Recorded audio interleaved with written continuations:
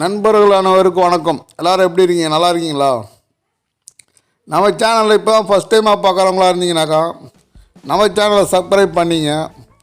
பயனுள்ள நல்ல நல்ல தகவலை நாம் தெரிஞ்சுக்கலாம்.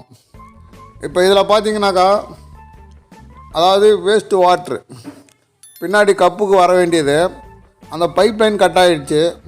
இது மாதிரி உங்களுக்கு ஏதாவது ஏற்பட்டுச்சுன்னாக்கா அதை எப்படி மாற்றலாம் அப்படிங்கிறத இதில் தெளிவாக நம்ம பார்த்துட்ருக்குறோம்.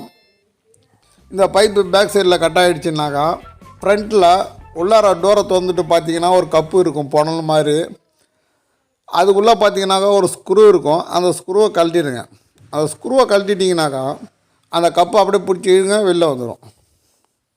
அவ்வளோதாங்க விஷயம்.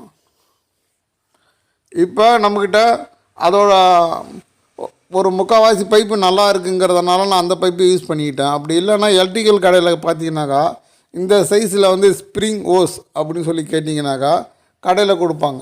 அதை ஒரு 1/2 மீட்டருக்கு வாங்கி அதோட லென்த்து எவ்வளோ தேவை பார்த்து அதில் சொருவி திரும்ப நம்ம எப்படி கழட்டணுமோ அதேமாரி அதை அந்த ஹோல்ஸில் விட்டு, அதாவது மேக்ஸிமம் வந்து லீக்கேஜ் வராத அளவுக்கு அந்த பைப்பை சொருவிட்டு முடிஞ்ச அளவுக்கு அதை சுற்றிடும்.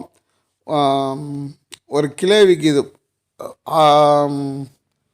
ஃபேன்சி ஸ்டோரில் இல்லை புக்ஸு ஸ்டோரில் பார்த்தீங்கன்னாக்கா இந்த பிள்ளைங்கள்லாம் விளாட்றதுக்கான ஒரு கிளை விற்கும். அந்த கிளையை வாங்கி அந்த ஓரமாக நீங்கள் அமுக்கி விட்டுடணும். அப்படி அமுக்கி விட்டுட்டிங்கனாக்கா நமக்கு வந்து கூலிங் வந்து வேஸ்ட் ஆகாது.